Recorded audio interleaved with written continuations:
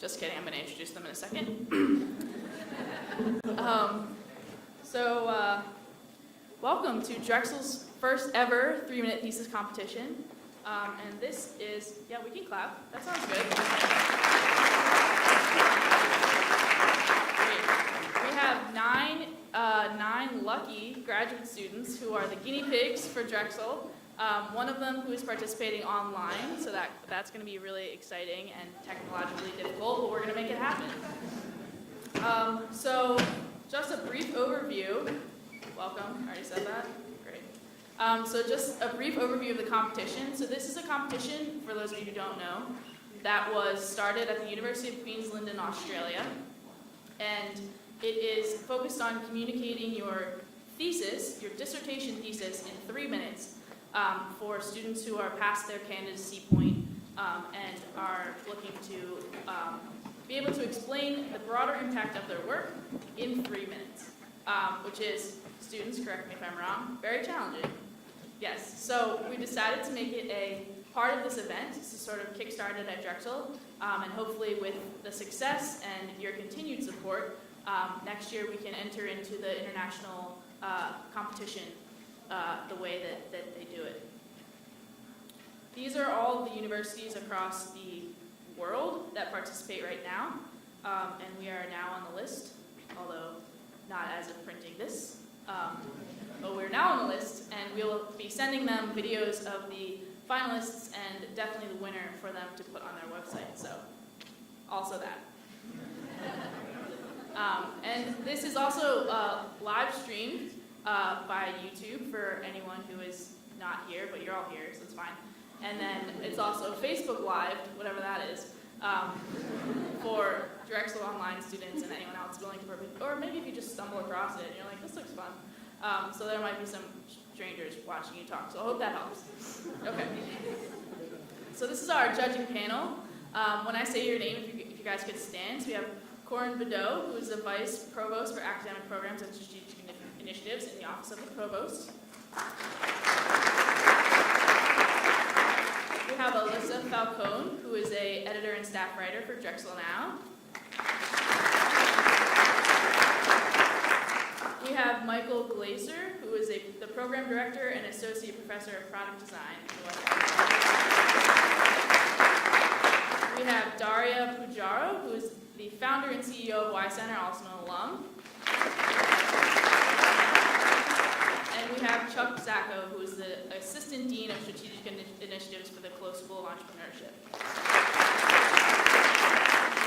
So this is our, and Banu.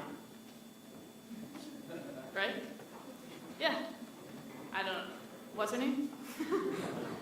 Okay, we'll just skip that. Okay. And that's our esteemed judging panel. So the rules, so you know how difficult this was. You have 3 minutes to talk about your thesis. We will cut you off in 3 minutes, and I mean we will cut you off. You're allowed 1 slide. It must be a static slide. No props, no costumes, no capes. You have to speak in English, and you can't rap or sing. Is that going to be a problem? All right, I think we're good. And the awards will be announced at our awards ceremony later today.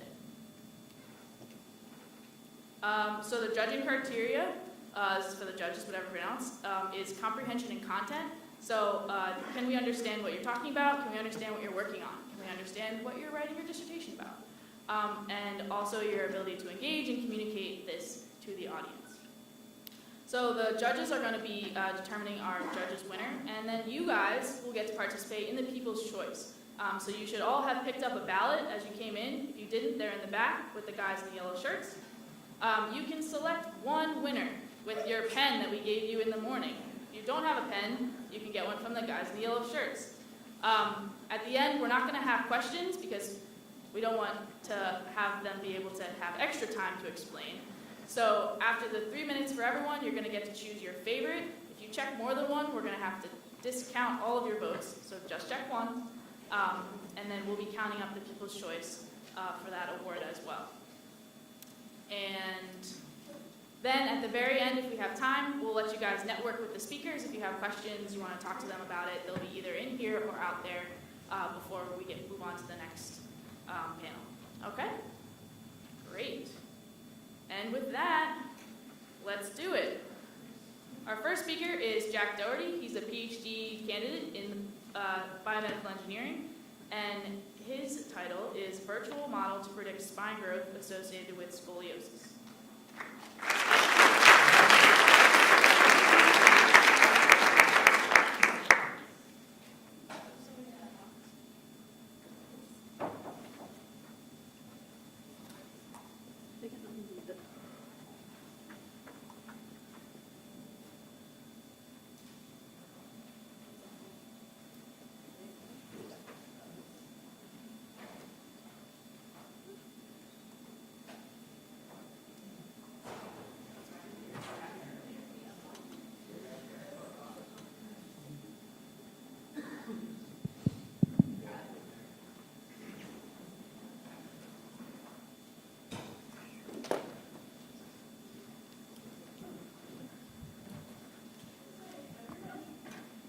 Put yourself in the shoes of one of these individuals, each with a unique and rather significant spine deformity as a result of scoliosis.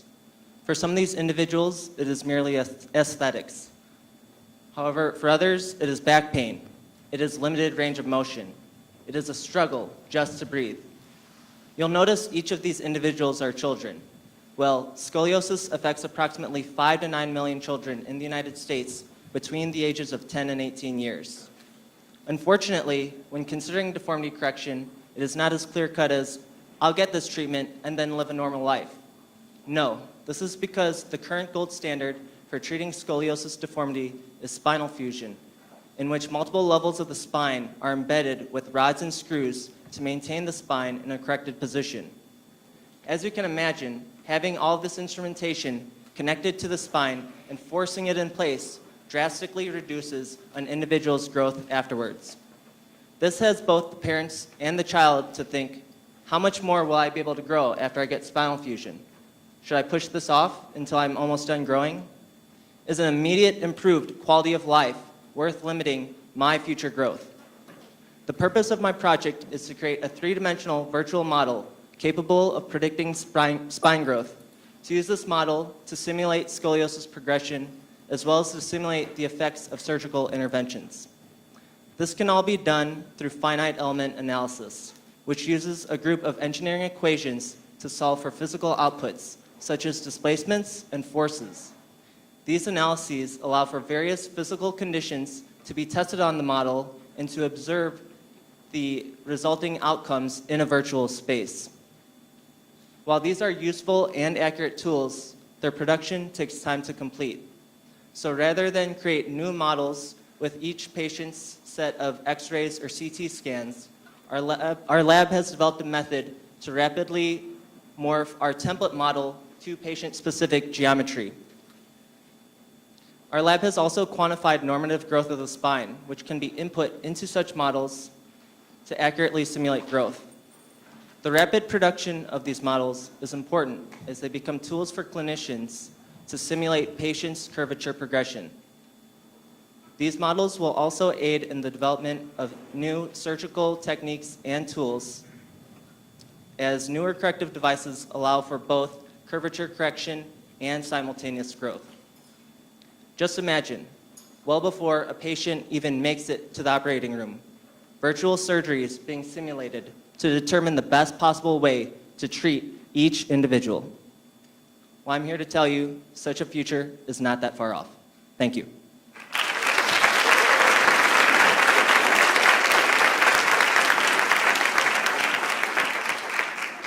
Thank you, Jack. Well done. All right, well, we'll just keep moving on then. Our next speaker is Michelle Gannon, who is a PhD candidate in environmental sciences, and her title will be Giant Clamshell Chemistry as a Solar Proxy.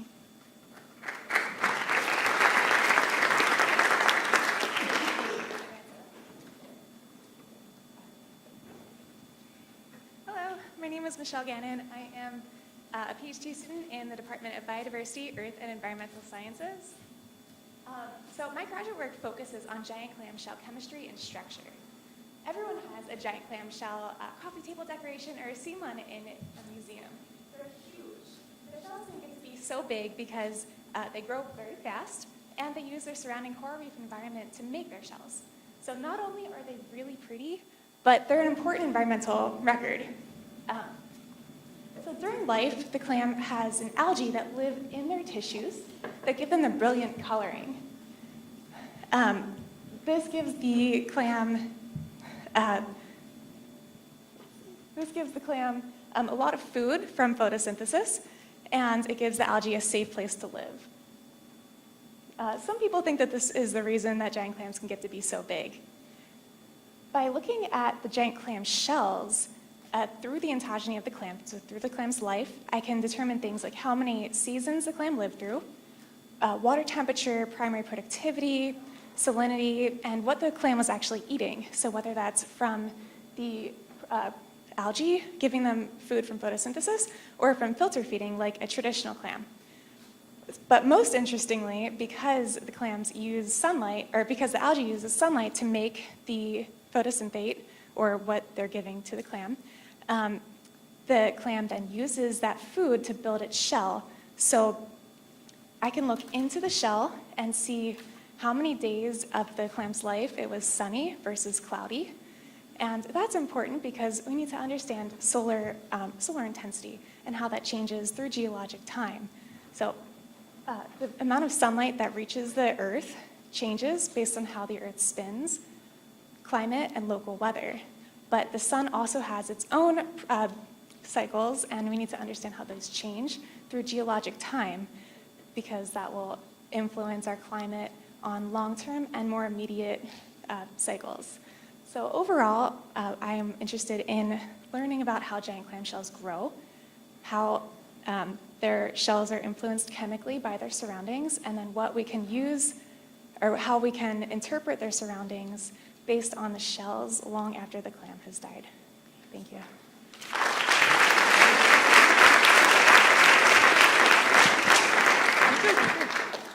Thank you, Michelle. Whoa. All right. Judges, do you need a minute? I realized I didn't give you any last time. Okay, good. I presume that means no. Okay, our next speaker will be Julia Hildebrand, who is a PhD candidate in the Department of Communication, Culture, and Media. And her talk will be titled Moving Fast and Forward, Visions of U.S. High-Speed Rail.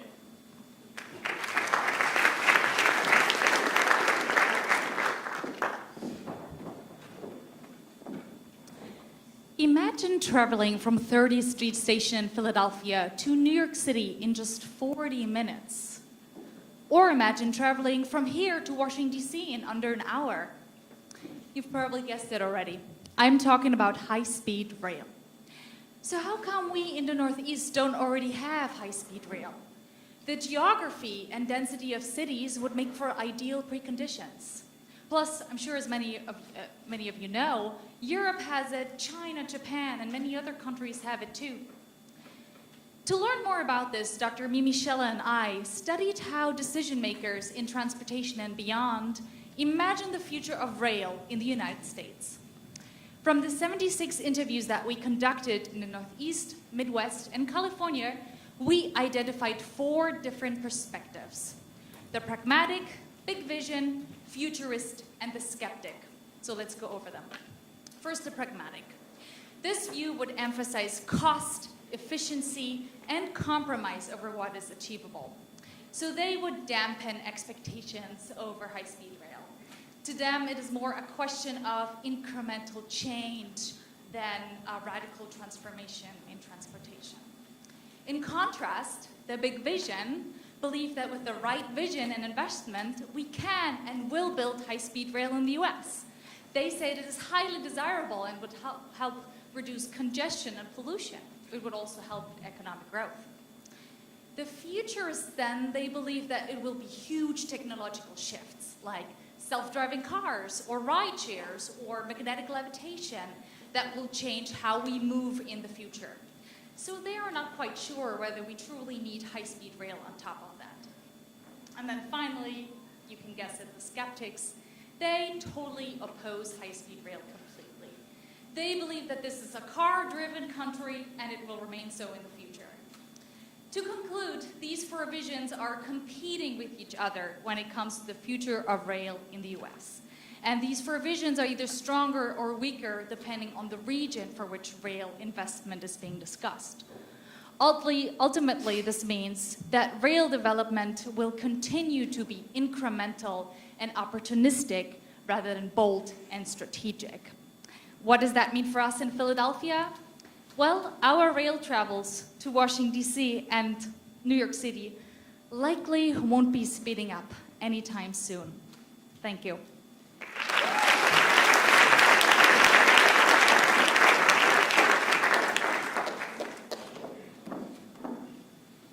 Thank you, Julia.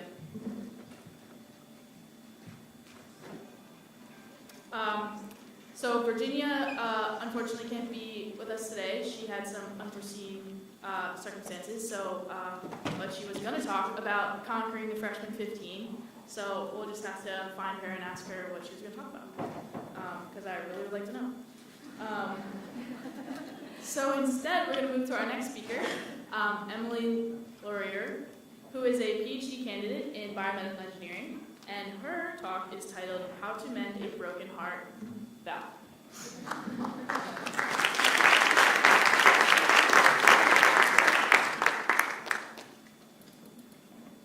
The heart is often described poetically as feeling achy or full of love.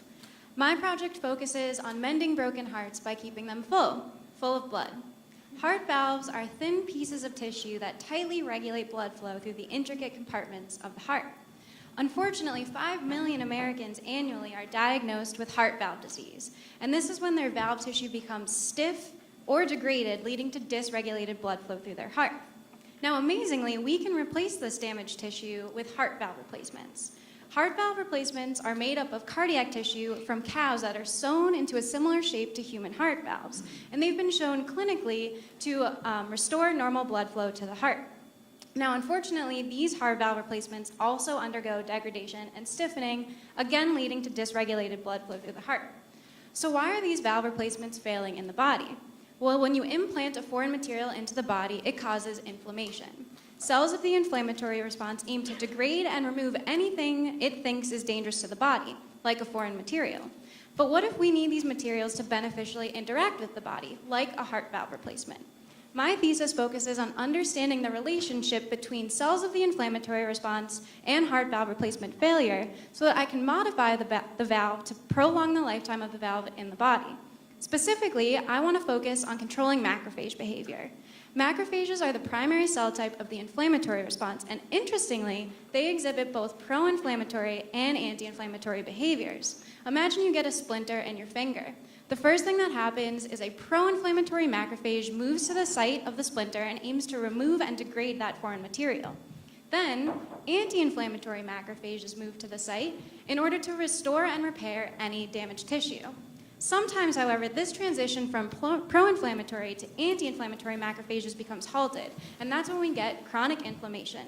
And here lies the culprit of heart valve replacement failure. We believe that due to a prolonged inflammatory response by pro-inflammatory macrophages, the valves begin to degrade and stiffen. My goal is to design a surface modification where I can add anti-inflammatory molecules to the valve tissue to inhibit inflammation and promote an anti-inflammatory macrophage response. Instead of the heart feeling inflamed, I want to restore the wholehearted functions of heart valve replacements. Thank you.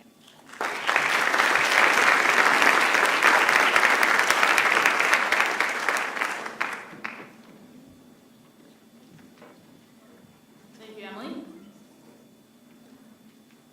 Judges, are we good? Great. Our next speaker will be Kathleen Molesky, who is a PhD candidate in material science engineering. And her talk will be titled "Interaction of Light and Electricity with the 2D World."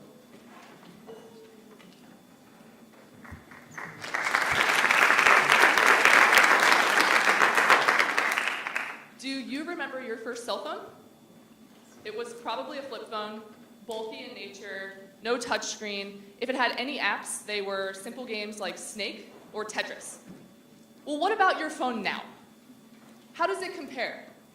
And how did we get there? This drastic improvement in technology over the course of the past 15 years can be described by a simple law, Moore's Law, which states that the size of the electronics every year decreases by a factor of 2, as pictured here by the transistors. This decrease in technology or decrease in size can be further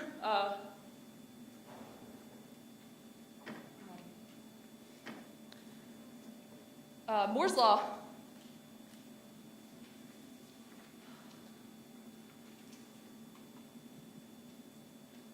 Anyway, my research is focused on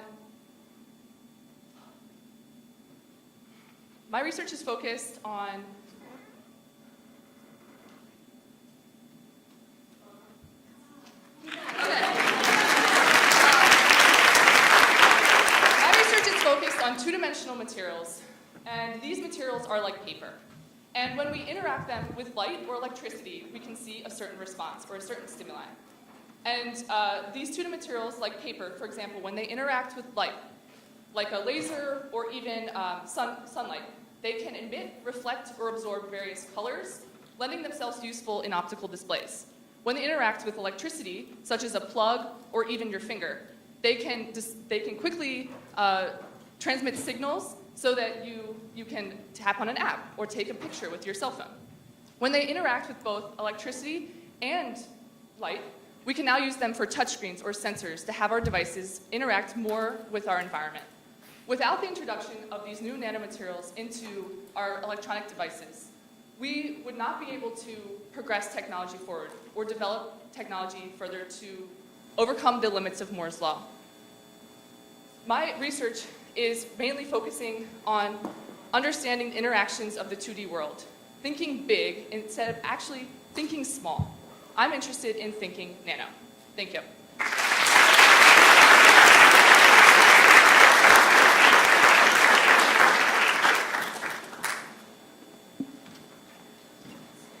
Thank you, Kathleen. Very good recovery. And good spirit up here. Well done. I like that.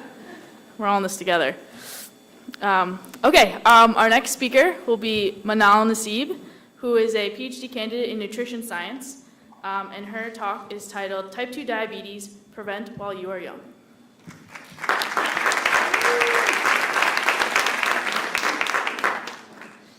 What is obesity? Obesity is a serious health condition in which we have too much body fat. Obesity can lead to health problems, especially if excessive weight is around your abdomen, because the cells in the body in this case become less sensitive to insulin. So, why we are concerned about insulin? It's a hormone that is released from the pancreas. This hormone works as a key that opens the doors of body cells to allow glucose to enter. This is very important to our body function. When people are overweight, most become insulin insensitive, which means that insulin is less effective, and glucose remains circulating in the blood instead of being taken into the cell to be used. This leads to increased risk of type 2 diabetes. This risk caused by obesity is not only seen in adults, but it also affects children. The number of overweight children in the United States has grown at an alarming rate. 1/3 of the children are identified as overweight or obese. A large study called Health Study was done to see if it could help prevent type 2 diabetes occurrence in middle school students. It was a large multi-component environmental school-based intervention, include nutrition, physical education, behavioral knowledge and skill, communication, and social marketing. Other studies have found that magnesium is an important mineral to our body function.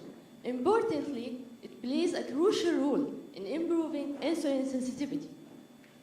Since magnesium found in many easily accessible foods, such as whole grains, green leafy vegetables, and nuts, people supposed to meet their need. But actually, many people, especially obese individuals, eat more processed food, which is low in dietary magnesium intake. My dissertation work is going to be an analysis of data from the health study to see that was conducted in 7 sites across the United States in 42 middle schools. My goal is to see if an increased consumption of mineral magnesium is helpful in reducing a person's risk of type 2 diabetes. The result from this study could help in adding another dietary recommendation to reduce the risk of type 2 diabetes.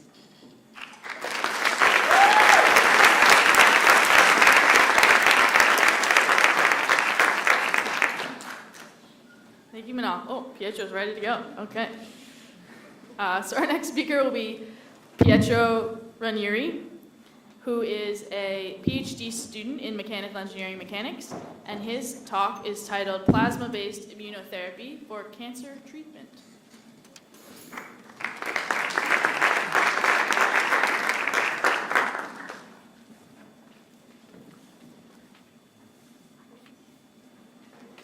What is the one thing proven to beat a supervillain, a superhero? So what happens when your body encounters a villain, like a disease? Your immune system is your superhero and overcomes it. So what happens in the movies when the baddest villain comes to town, like cancer? Well, you need a team of superheroes to defeat it. The tricky thing with cancer is that it disguises itself from your immune system. So if your immune system is Harry Potter, then cancer's the guy that stole his invisibility cloak. So treatment options like radiation, chemotherapy, and surgery work to become this team of superheroes. When the treatment is successful, if the cancer relapses, then they have to be called upon again, which is both costly and harmful to the patient. So what if you could get Harry to join this fight? So approaches to do this are called cancer immunotherapy, which give your immune cells the tools to detect the cancer. So approaches to do this are either very specific, meaning your drug won't work for my cancer, or damage both the immune and the cancer cells. So to overcome these limitations, what I do is I use plasma to stress the cancer cells and remove their invisibility cloak. So the advantage of your immune system is it has a long-lasting memory effect. So as soon as it detects your cancer, it will remove it from your body. And plasma is the fourth state of matter, which is like fire or lightning, but we've engineered it to be safe for medical application. So cancer cells that are stressed by plasma both release find me and eat me signals. So imagine, Harry Potter is in a room with cancer and I apply plasma. Harry feels it and isn't too stressed, but cancer feels it and starts to shake. Harry can see the shaking, the find me signal, and will go over to investigate. At this point, the eat me signal tells your immune cell to eat the cancer cell. And after a bit of digestion, it will go to your spleen, inform it that there are cancer cells, and the spleen will then make immune cells that can detect and remove your cancer. So it sounds very promising, but the treatment for treating patients is the problem. So my research addresses the fact that the plasma is produced outside while the cancers are deep inside the body. So how to go about this? Well, my main question is, do I have to apply plasma directly to the tumor, which requires surgery? Or can I make it in such a way where I can treat locally to the skin above the tumor, and this will send a signal down to the cancer that stresses it out? So my research focuses on maximizing the distance between plasma treatment and the tumor. And the implications of this is that we will be able to make a safe, non-invasive, plasma-based immunotherapy that will remove the invisibility cloak and make your immune system your superhero. Thank you.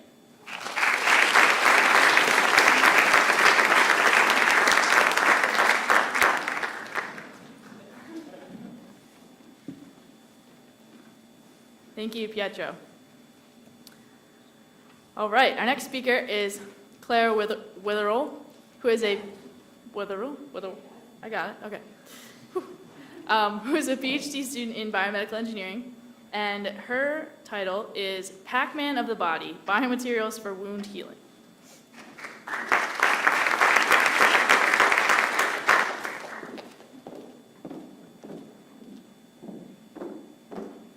Hello, everyone.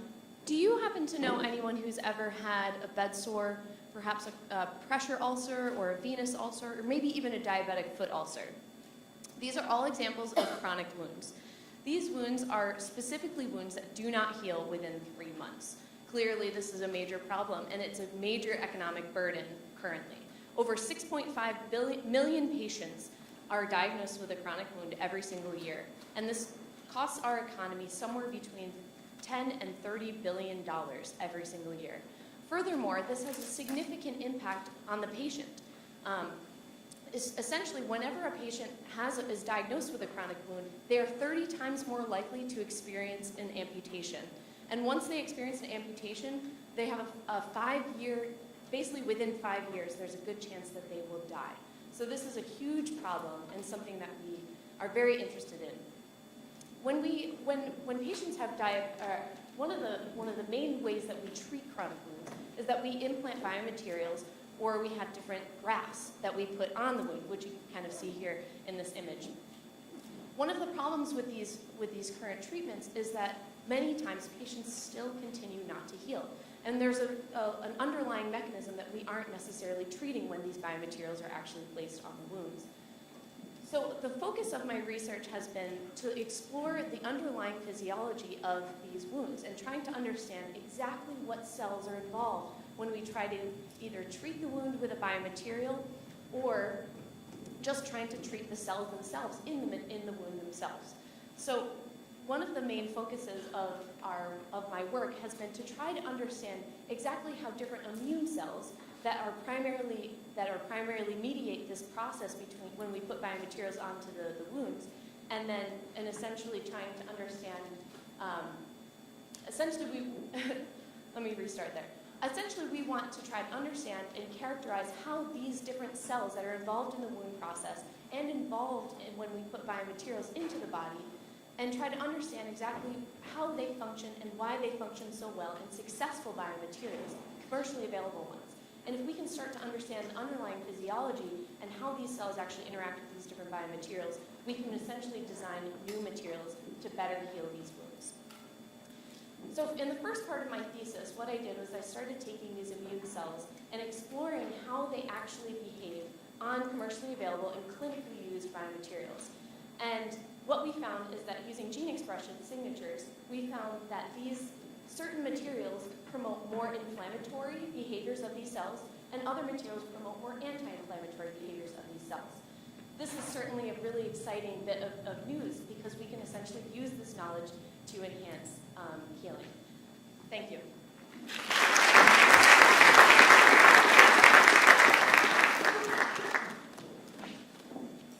That was the closest I've had to getting up and cutting somebody off. But we're good. We're good. All right. So now we're going to have our speaker from... Can you see me? Elsewhere. No, I can't see you yet. Hold on, Nicole. Nicole, you're there. Can you hear me? Oh, wait. I'm supposed to unmute something. Okay, hold on. Pause. Yeah, no. Yeah, there it is. All right, Nicole, can you hear me? I can. We can hear you. Oh, excellent. This is fabulous. Okay. Wow. I just never go away. Well, we'll put you over here. How about that? Ah! Oh, you're back. Oh, no. Just momentary. Hold on.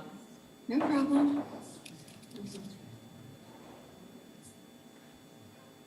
We'll do one of those. Can I see everything? I think we can do that, right? All right, Nicole, I'm going to time you, and I'm going to wave at you. Can you see me? Probably not. Oh, no, I can't see you. Please don't wave. Okay. All right, we won't do the waving then. I'm just going to trust you to be under 3 minutes. How about that? Okay, you don't want to say like start or something? No, as soon as you start talking, I'm going to count. Okay, perfect. But first, I'm going to tell everyone your name. Okay, so this is Nicole Hall. She's an EDD candidate in Educational Leadership and Management, and her talk is called Giving Patient Safety a Voice by Helping Nurses to Speak Up. Whenever you're ready, Nicole, I will time you. Communication can save lives. Did you know that serious medical error leading to patient harm and death occur on a regular basis? In fact, researchers from Johns Hopkins University recently calculated medical error as the third leading cause of death in the US, ranking it just below heart disease and cancer. When the healthcare industry looked, they determined that 80% of serious medical error related back to communication. Speaking up, a subset of communication, is largely agreed upon as a means to prevent medical error. So what is speaking up? This is when a patient safety concern is voiced from one individual to another. It may sound like a simple act. A nurse sees something and says something. Perhaps they see a doctor who doesn't follow hospital policy before beginning surgery, only to find afterwards that the patient was scheduled to have their left leg amputated and not their right. While rare, this example highlights an opportunity for nurses to speak up and prevent patient harm. And while it's largely agreed upon that speaking up can prevent patient harm, research shows that nurses are hesitant to do so. Have you ever had to challenge the status quo at work or bring up an issue to your boss? If so, then you can probably understand how difficult this can be. I have been a nurse for 15 years and I have spoken up before, but I also admit that at times I have chosen to stay silent. I desire to help hospitals better support nurses in speaking up. My study uses data collected from a hospital's employee survey to identify and explain variables that predict nurse willingness to speak up. By examining the data, I will identify relationships and then interview hospital leaders and bedside nurses to further understand them. By identifying relationships, hospitals can focus their efforts. For example, if my study finds that nurses are more likely to speak up if they think they have good relationships with physicians, then hospitals can name initiatives at establishing these relationships. With my study, I hope to further understand the challenges this phenomenon poses, better educate hospitals on how to support nurses, and ultimately improve patient safety. So the next time someone you know is in the hospital, it's a safer place for tomorrow and this day. Thank you.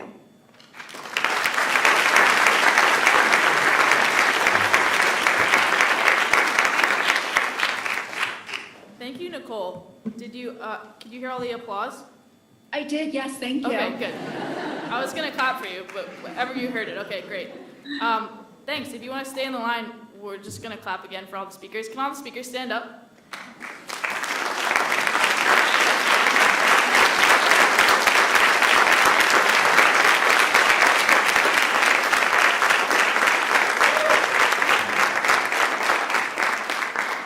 Okay, so now it's your chance to let your voice be heard and speak up and tell us who your favorite is. So if you could fill out your ballots and return them to the two fine gentlemen in the back wearing bright yellow shirts, that would be great.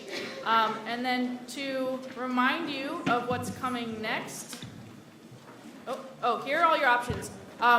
Also, so the speaker we just heard is Nicole. She's listed higher up than last, just so you know. And here are your options, in case you forgot what they talked about. Here we can do like one of these maybe. Ooh, that's enough. I'll leave it like that. And coming up, we have a panel in here. I'll just show you real quick. A panel called Making the Most of Your Graduate Degree for Science, Technology, Engineering, and Math fields here. In Hill Conference Room, we'll have the same panel for Business, Law, Arts, and Humanities fields. And there's a graduate school before, during, and after panel for undergraduate students in Basone 709. And we'll go back to that. Thank you all.